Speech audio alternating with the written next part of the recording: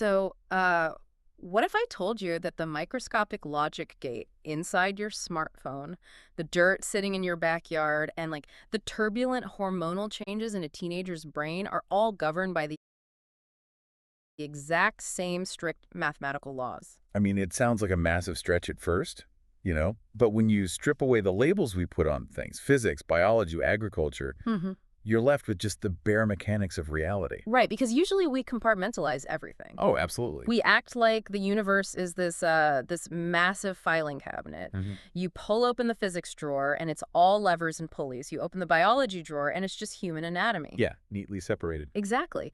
But when you take all that information, dump it onto a table and look at the whole picture, those rigid boundaries just vanish. So welcome to today's deep dive. We are taking a really massive panoramic look at the physical world today. And we've got a lot of ground to cover. We are pulling from a really comprehensive stack of science textbook pages, everything from the physics of levers to electrical circuits, agriculture, and even human puberty. It's a lot, but we promise you won't just be listening to us read a textbook. We're going to bypass the typical information overload and connect all these seemingly random topics through one universal theme. Systems and transformations. Yes.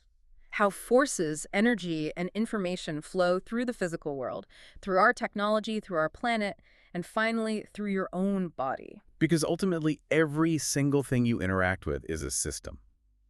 It's really all about how inputs are transformed into outputs. Regardless of whether that system is built out of silicon, soil, or organic tissue. So, okay, let's unpack this. By the end of this deep dive, you're going to see the connection between a seesaw, a computer microchip, a pile of dirt, and your own biology.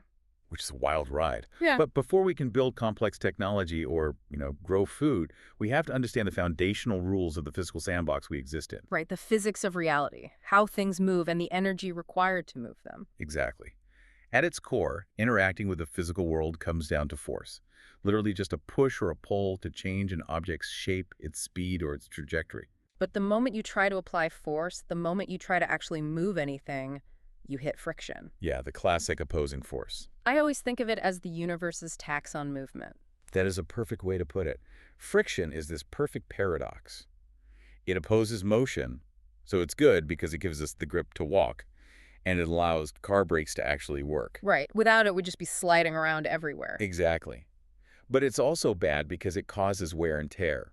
It bleeds off your input energy and scatters it into the environment as unwanted heat, And to pay that tax, to get anything moving at all, you need energy. which comes in a few key forms. You have kinetic energy, which is actual motion, Like a rolling ball. right, and potential energy, which is stored energy, like a stretched rubber band. Or a boulder at the edge of a cliff. Yeah. And then chemical energy, which is stored in things like food, batteries, or fuel. But early on, humans realized that relying purely on our own chemical energy, our muscles, was, a massive bottleneck. We just couldn't output enough force. So we engineered simple machines, levers, pulleys, inclined planes. These tools just change the direction or magnitude of a force. You have a lever with a fulcrum, a load, and the effort you put in. Or a pulley with a grooved wheel and rope, And that manipulation brings us to mechanical advantage. which I love. I always call mechanical advantage a physical cheat code for the universe. A cheat code, huh? Yeah, think about it. You want to lift a 300-pound block into a truck. Lifting it straight up is impossible for one person, but slide an inclined plane under it, and suddenly you can push it up yourself. You've beaten the system. Well, hold on. Wait, is it fair to say simple machines don't actually save energy? They just change the payment plan of how we exert force? Yes, that is a much better way to phrase it. What's fascinating here is how this ties directly to the law of conservation of energy. You can't just get free energy. Exactly. Work is force multiplied by distance. When you use a ramp, you apply a small force, sure, but you have to push that block over a much longer distance to reach the same height. So the total work remains exactly the same. Right. And no machine is 100% efficient. Because of our old friend, friction. Yep, efficiency is the ratio of useful work output to total work input. And you always lose some energy to friction and heat. You never break even. And these rules apply to fluids too, right? Liquids and gases? They absolutely do, which brings in density and pressure. Density is just mass per unit volume. It dictates whether an object sinks or floats. If it's less dense than the liquid, it floats, And pressure is force per unit area. In liquids, pressure increases with depth. which is why dams are built vastly thicker at the bottom than at the top. The water at the bottom is pushing with exponentially more force. We even feel this with atmospheric pressure, right? We're at the bottom of an ocean of air. And we measure that with a barometer. So humanity masters this mechanical layer, pushing, pulling, manipulating pressure. But then we hit a ceiling. To make the next leap, we had to harness the invisible. Electricity and magnetism. Right, taking us from mechanical tools to the digital age. And magnetism is fascinating. You have north and south poles. Like poles repel, unlike attract. But then there's magnetic induction.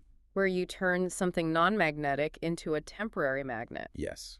You take an iron nail, put it near a strong magnet, and it becomes magnetic itself. Oh, wow. And then you add electricity to the mix. Electromagnets. You wind copper wire around a soft iron core, pass a current through it, and boom, a magnetic field you can turn on and off. And you can make it stronger just by adding more coils or turning up the current. Exactly.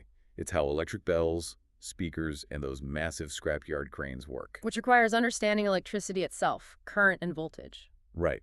Current is the flow, measured in amperes, and voltage is the push, measured in volts. People always compare voltage to water pressure in a pipe and current to the amount of water flowing. It's a solid analogy. And to get that flow, you need a full circuit, a source, a copper conductor, like a bulb, and a switch. And you've got series circuits where it's one single loop. If one thing breaks, the whole thing starts. Which is pretty fragile. Yeah, versus parallel circuits, which have separate branches. One break doesn't stop the rest of the flow. And all of this is just energy transformation. An electric iron turns electrical energy into heat. A flashlight turns chemical energy from a battery into electrical and then into light. But here's where it gets really interesting. We didn't just stop at light bulbs. We created logic gates. We taught these circuits to make decisions based on inputs. The foundation of all electronics and ICT, information and communication technology. Exactly. You have the AND gate where the output is a 1 only if all inputs are 1. The OR gate where the output is 1 if at least one input is 1. And the not T gate, which just inverts the input completely. And we map all this out on truth tables. If we connect this to the bigger picture, just as simple machines manipulate physical loads, logic gates manipulate data. Raw facts. Right. They transform raw electrical signals into processed, meaningful information. It's amazing. But all these systems, mechanical, electrical, they require fuel. They need a source. And so do humans. Which means we have to look at how we interact with the Earth. Energy sources and agriculture. We have renewable energy like solar, wind, hydro, geothermal, and biomass. They replenish quickly and are much cleaner. Versus non-renewable. Coal, oil, natural gas, nuclear, they take millions of years to form and they are limited. And burning those fossil fuels releases carbon dioxide and pollutants, driving global warming. Which is why energy conservation, even just switching off lights, is so vital. We also have to manage the soil we grow our chemical energy in. Soil is this complex mix of minerals, humus, which is organic matter air, and water. And there are different types, right? Sandy soil drains too fast and has low nutrients. Clay soil holds water but gets easily waterlogged. And then there's loam. The Goldilocks of dirt. Ha, exactly. Not too sandy, not too clay-like, but just right. It's the ideal balance of sand, silt, and clay. But you still need water management. Irrigation to add water via sprinklers or drip systems, and drainage to remove excess water so crops don't just rot. So we talk about efficiency in machines losing energy to friction. Isn't agriculture just us trying to forcefully improve the efficiency of nature? Yes, that's exactly what it is.